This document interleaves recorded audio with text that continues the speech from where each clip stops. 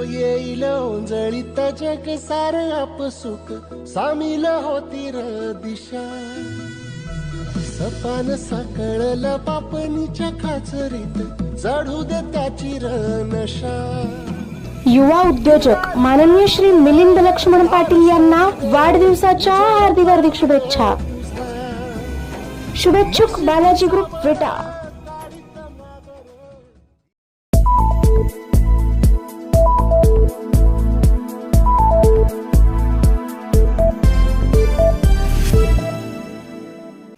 सैनिकांसाठी सुहास बाबर उतरले रस्त्यावर, विट्यात तिरंगा रॅलीचे नेटके नियोजन। भारताकडे जर कोणी वाकडी नजर करून बघणार असेल तर भारत सोडणार नाही, तर घर में घुसके मारत आहे हे आपल्या भारतीय सैनिकांनी नुकतेच दाखवून दिले आहे। पहलगाम येथे निष्पाप नागरिकांवर झालेल्या हल्ल्याला भारताने सडेतोड प्रत्युत्तर दिले। भारतीय जवानांनी आजवर अतुलनीय कामगिरी केलीच आहे व यापुढेही देशावर कोणतेही संकट आले तरी आपले जवान सक्षम आहेत। आपण सर्वसामान्य नागरिक त्यांच्या पाठीशी आहोत व एकजूट आहोत हे दाखवण्यासाठी आज विटा येथे माजी सैनिकांच्या नेतृत्वाखाली तिरंगा रॅलीचे आयोजन करण्यात आले। यामध्ये माजी सैनिक, खानापूर तालुक्याचे आमदार सुहास बाबर यांच्यासह विटे शहरातील असंख्य नागरिक उपस्थित होते। यावेळी चौंडेश्वरी चौकातून तिरंगा रॅलीला सुरुवात होऊन छत्रपती शिवाजी महाराज चौकात सांगता झाली।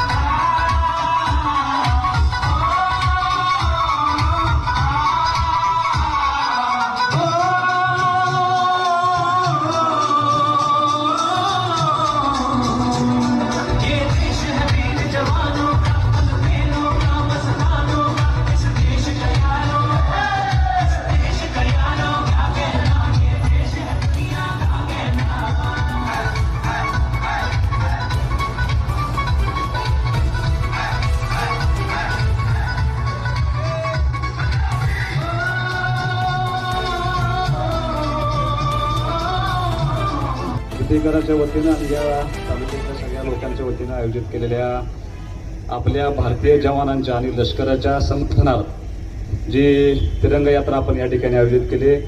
मी मनोगताच्या सुरुवातीला तुम्ही सगळे अत्यंत कमी वेळामध्ये निरोप देऊन सुद्धा एवढ्या मोठ्या संख्येने आल्याबद्दल मी तुमच्या सर्वांचं मनापासून या ठिकाणी स्वागत करतो। आजच्या या तिरंगा रॅलीचं नेतृत्व आपल्या तालुक्यातली ही सगळी माजी सैनिक ज्यांनी आजपर्यंत आपल्या देशासाठी सेवा करण्यामध्ये त्यांचं अख्खं आयुष्य घालवले, अशा माजी सैनिकांच्या नेतृत्वाखाली आपण आज ही तिरंगा रॅली आयोजित केली होती आणि या रॅलीच्या सांगतेसाठी आपण या ठिकाणी उपस्थित आहे। मेजरनी त्यांच्या मनोगतामध्ये त्यांच्या भावना या ठिकाणी व्यक्त केल्या। तिरंगा रॅली आयोजित करण्याचे उद्दिष्ट दोन होती। एक, ह्या भारतीय लष्कराच्या आणि ह्या सगळ्या जवानांच्या पाठीमागे आपण ताकदीने उभे आहोत, हा देश सगळा त्यांच्या पाठीमागं, सगळी जातीभेद विसरून त्यांच्या पाठीमागं उभा आहे हे जाणवून देणं हे एक पहिलं काम होतं। आणि आपल्या या परिसरामध्ये प्रत्येक घरामध्ये आणि प्रत्येक व्यक्तीमध्ये देशाबद्दलचं प्रेम असंच जागृत राहिलं पाहिजे, हा या रॅलीचा दुसरा उद्देश होता। आपण ती रॅली अत्यंत कमी वेळामध्ये या ठिकाणी पूर्ण केली आहे। मी यापूर्वीही आपल्या देशावरती अनेक बॅड हल्ले झाले होते, समोरून लढण्याची क्षमता नसल्यामुळे अत्यंत घृणास्पद पद्धतीनं आणि निहत्ते काही पहलगाममध्ये जे पर्यटक गेले होते त्यांच्यावरती दुर्दैवी हल्ला करून त्यातले जवळपास 26 लोक, निष्पाप लोक त्या ठिकाणी मारले गेले होते। आज तागायत भारत देश शांतपणे ऐकून घेत होता, पण हा बदललेला भारत आहे। नरेंद्र मोदी कायम म्हणायचे की घुस के मारेंगे घर में, त्याचं उत्तर काय असतं त्यांनी या हल्ल्यानंतर त्यांनी या जगाला दाखवून दिलं। सगळ्यांना असं वाटत होते की आपण शांत राहणार, काय उत्तर देणार नाही, कोण म्हणलं फक्त पाणी बंद करणार, काय होणार, पण मनामध्ये एक खात्री होती की हा बदललेला भारत आहे, हा नवा भारत आहे आणि त्यांनी जगाला दाखवून दिलं की आम्ही फक्त लष्करी सैन्यामध्ये सामर्थ्यवान नाही तर आम्ही टेक्नॉलॉजीमध्ये पण इतकं सामर्थ्यवान झालोय। त्याचं जबरदस्त उत्तर पाकिस्तानवरती हल्ला करून भारतानं उत्तर दिलं। इतका मोठा हल्ला झालाय, आता पहिल्यांदा नकार देणारी हल्ला झालाच नाही, हल्ला झाला नाही, आता रोज एक नवीन सबूत दिल्यानंतर आता रोज मान्य करायला की हे नुकसान झाले, ते नुकसान झाले आणि खऱ्या अर्थानं भारत हा जगामध्ये सगळ्यात सक्षम राष्ट्र आहे हे सिद्ध करण्याची जबाबदारी आपल्या सरकारनं आणि या सैन्यानं पार पूर केली।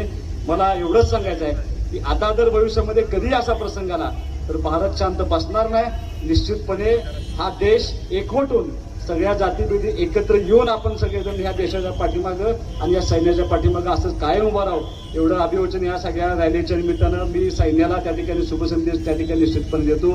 तुम्ही सगळे आलात, कारण मी फारसा वेळ घेणार नाही. आपण ट्रॅफिक आपल्यामुळे ब्लॉक व्हायला नको.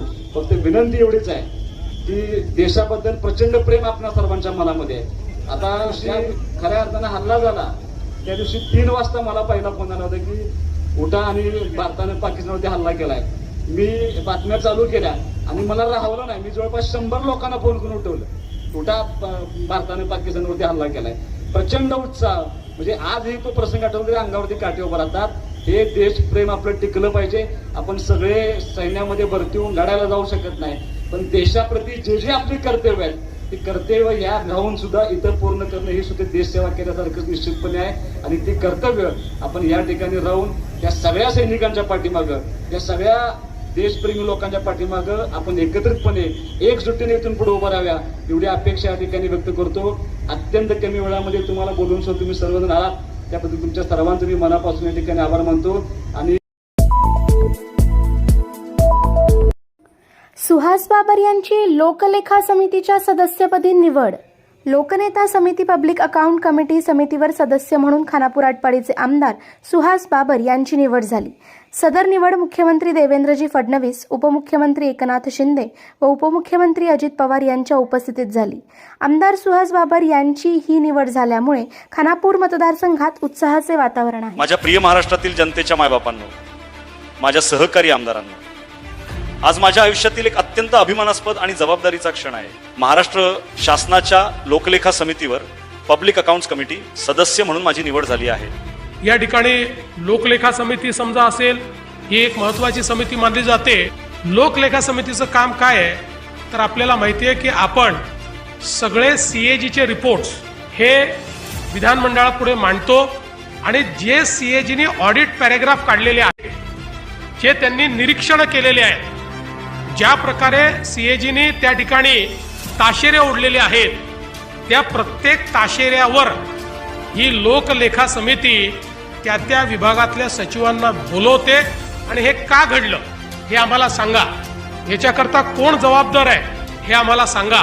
तर ते लॉजिकल एंडला नेऊन त्याच्यावरच्या शिफारसी विधानसभेमध्ये मांडण्याचं काम हे लोकलेखा समिती करत असते. आणि मी तुम्हा सर्वांचे मनापासून आभार मानतो की तुम्ही माझ्यावर हा विश्वास दाखवला. ही निवड माझ्यासाठी फक्त एक पद नाही, तर ती एक संधी आहे. महाराष्ट्राच्या जनतेच्या हितासाठी, पारदर्शकतेसाठी आणि विकासासाठी अथकपणे काम करण्याची संधी. लोकलेखा समिती ही विधानसभेची एक अशी संस्था आहे जी सरकारच्या आर्थिक व्यवहारांवर लक्ष ठेवते, जनतेच्या पैशाचा योग्य वापर होतोय ना याची खात्री करते आणि शासनाच्या प्रत्येक खर्चाला जबाबदार ठरवते. मला अभिमान आहे की मला ही जबाबदारी देण्यात आली आहे आणि मी तुम्हाला खात्री देतो की मी ही जबाबदारी पूर्ण निष्ठेने, पारदर्शकपणे आणि जनतेच्या हितासाठी पार पाडेन. महाराष्ट्र हे माझं कर्मभूमी आहे आणि तुमचा प्रत्येक पैसा, मग तो शेतकऱ्यांच्या कल्याणासाठी असो, शिक्षणासाठी असो, की पायाभूत सुविधांसाठी योग्य ठिकाणी आणि योग्य पद्धतीने खर्च होईल याची मी स्वतः खात्री करेन. माझ्या कामात पारदर्शकता हा माझा पहिला मंत्र असेल आणि जनतेचा विश्वास हा माझा सर्वात मोठा पुरस्कार असेल. आणि एक तुम्हाला माहिती असेल तरी सिक्रेट सांगतो की समितीमध्ये जो उत्तम काम करतो सगळे अधिकारी त्याला सन्मान देतात. महाराष्ट्राने नेहमीच देशाला दिशा दाखवली आहे. छत्रपती शिवाजी महाराजांच्या स्वराज्याच्या विचारांनी प्रेरित होऊन मी माझ्या या नव्या जबाबदारीला स्वीकारतो. तुमच्या विश्वासाला आणि अपेक्षांना मी कधीही तडा जाऊ देणार नाही. माझ्या सहकारी आमदारांसोबत मिळून मी एक असा महाराष्ट्र घडवण्यासाठी प्रयत्न करेन. माझ्या या प्रवासात तुमच्या सर्वांचा सहभाग आणि पाठिंबा मला हवा आहे.